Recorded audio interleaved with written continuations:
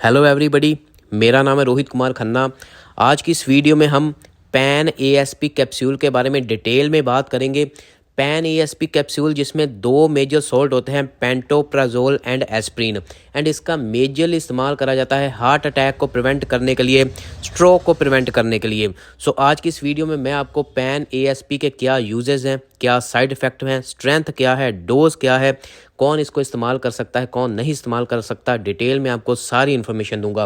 Video शुरू करने से पहले एक छोटी सी इन्फॉर्मेशन, अगर आप medical, pharma and nursing related video देखना चाहते हैं, मेरे इस चैनल को सब्सक्राइब कीजिए एंड बेल आइकन पे जरूर क्लिक कीजिए। अब पैन एएसपी के बारे में बात करें, जैसा मैंने आपको बताया इसमें दो मेजर सॉल्ट होते हैं, पेंटोप्राजोल एंड एस्प्रिन।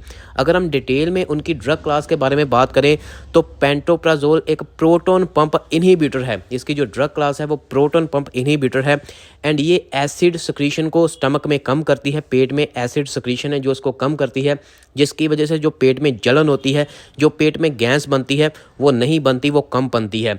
इसके अलावा जो एस्प्रिन है, एस्प्रिन की अगर हम ड्रग क्लास की बात करें तो ये NSAID क्लास की ड्रग है, non steroidal anti inflammatory class की ये ड्रग है। एंड साथ ही साथ इसमें एक और प्रॉपर्टी होती है, वो है एंटी प्लेटलेट प्रॉपर्टी, जिसकी वजह से ये हार्ट पेशेंट्स को भी प्रिस्क्राइब करी जाती है। एस्प्रिन जो एंटी प्लेटलेट प्रॉपर्टी है, ये ब्लड में क्लोट नहीं बनने देती, इसलिए इसको हार्ट के पेशेंट्स में प्रिस्क्राइब करा जाता है। या फिर स्ट्रोक के पेशेंट में, जो ब्रेन में स्ट्रोक होते हैं, जो ब्रेन में अगर क्लोट बन जाता है तो उन पेशेंट में भी इसको प्रिस्क्राइब करा जाता है। अगर हम पैन एएसपी कैप्सूल की स्ट्रेंथ के बारे में बात करें तो दो स्ट्रेंथ इसकी मार्केट में अवेलेबल है। पहली स्ट्रेंथ में जो पेंटोप्राजोल है वो 20 mg होता है एंड जो एस्प्रिन है वो 80 mg होता है। दूसरी जो स्ट्रेंथ है उसमें पेंटोप्राजोल सेम 20 mg रहता है, लेकिन जो एस्प्रिन है वो 150 mg रहता है। इसकी अगर पहचान आप करना चाहें, इसीलिए इसकी स्ट्रेंथ के हिसाब से इसकी पैकिंग के ऊपर भी इसका नाम मेंशन होता है। जो 80 mg होता है जिसमें एस्प्रिन, उसमें आपको जो ब्रांड नेम है वो पैन ASP 81 मिल जाएगा, एंड जिसमें एस्प्रिन 150 होता है उसका ब्रांड नेम पैन ASP 150 मिल जाएगा। अभी हम अगर इसके यूजेस के बारे में बात करें तो जैसा मैंने आपको बताया, इसका मेजरली इस्तेमाल कार्डियोवास्कुलर डिजीज़ में करा जाता है, मतलब हार्ट प्रॉब्लम्स में करा जाता है। हार्ट की जो डिजीज़ होती है, जो हार्ट अटैक होता है, उसको प्रिवेंट करने के लिए करा जाता है।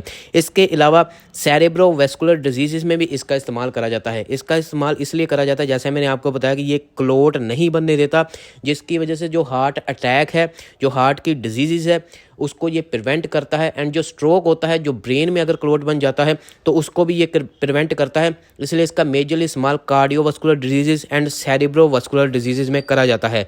अभी आपको आपने देखा होगा कि मार्केट में अकेली एस्प्रिन भी प्रेजेंट है, लेकिन इसमें आपने देखा होगा कि जो अभी ज़्यादातर डॉक्टर एस्प्रिन एंड पेंटोप्राजोल को प्रिस्क्राइब करते हैं, उसमें मेजर रीज़न ये है, अगर लंबे समय के लिए पेशेंट को एस्प्रिन प्रिस्क्राइब करी जाती है सो पेशेंट की जो स्टमक की लाइनिंग है, वो जो लाइनिंग है उसमें इरिटेशन होने लगती है, वो लाइनिंग में जलन होने लगती है, एंड उस स्टमक की लाइनिंग में अल्सर्स की पेशेंट को प्रॉब्लम आ जाती है, जिसकी वजह से ब्लीडिंग भी होने लगती है। इसलिए अब पेशेंट को एस्प्रिन के साथ पेंटोप्राजोल भी प्रिस्क्राइब करा जाता है, जिसकी वजह से पेंटोप्राजोल जो एसिड की सिक्रीशन है उसको कम करता है, एंड जो लाइनिंग में जो जलन हो रही है स्टमक की उसको कम करता है, एंड लंबे समय के लिए पेशेंट को एस्प्रिन अब प्रिस्क्राइब करी जाती है विद पेंटोप्राजोल। इसके कुछ साइड इफ़ेक्ट भी हैं। अगर हम कुछ साइड इफ़ेक्ट्स के बारे में बात करें जब लंबे समय के लिए इसको इस्तेमाल करा जाता है, एक तो मैंने आपको बताया कि इसको हेडेक की प्रॉब्लम बहुत ज़्यादा आती है, डायरिया की प्रॉब्लम आ सकती है, पेट में दर्द हो सकता है, वॉमिटिंग हो सकती है, पेट में गैस बन सकती है, नींद आ सकती है थोड़ी सी अगर लंबे समय के लिए इस्तेमाल करते हो, एंड जो बॉडी है पूरी बॉडी में दर्द हो सकता है। ये कुछ इसके साइड इफ़ेक्ट हैं। अब अगर हम बात करें इसकी डोज़ क्या होती है, तो 1 tablet before 30 minute of food, एक दिन में एक टैबलेट का ही इस्तेमाल करा जाता है, एंड इसको खाने से 60 मिनट पहले डॉक्टर जो है वो बोलते हैं इसका बिल्कुल सही रिज़ल्ट पाने के लिए खाने से 60 मिनट पहले इसका इस्तेमाल करना चाहिए, एंड एक दिन में एक ही टैबलेट इस्तेमाल करनी चाहिए, एंड प्रिस्क्रिप्शन ड्रग है हमेशा डॉक्टर की सलाह के साथ इस्तेमाल करनी चाहिए। अब कौन कौन इसका इस्तेमाल ना करे, अगर कोई भी फीमेल है वो प्रेग्नेंट है, प्रेगनेंसी में इसका बिल्कुल इस्तेमाल नहीं करना चाहता।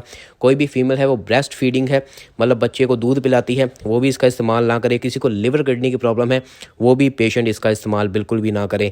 एंड अगर हम इसके प्राइस की बात करें तो 15 कैप्सूल कैप्सूल्स का जो MRP है इस समय वो 155 रुपीज़ है। मार्केट में डिस्काउंट डाल के आपको थोड़ा बहुत कम मिल सकता है। सो ये थी पूरी की पूरी वीडियो पैन ASP कैप्सूल को लेके, जिसमें 2 मेजर सॉल्ट होते हैं, pantoprazole and aspirin, and majorly इसका इस्तेमाल करा जाता है कार्डियोवास्कुलर डिजीज़ में एंड सेरेब्रोवास्कुलर डिजीज़ को कंट्रोल करने के लिए। सो आई होप कि आपको मेरी वीडियो अच्छी लगी होगी। ऐसी प्रैक्टिकल मार्केट बेस्ड वीडियो देखने के लिए मेरे चैनल को सब्सक्राइब कीजिए, बेल आइकन में क्लिक कीजिए। आप मेरे को मेरे इंस्टाग्राम रोहित कुमार हेल्थ के ऊपर भी फॉलो कर सकते हो। Thank you so much.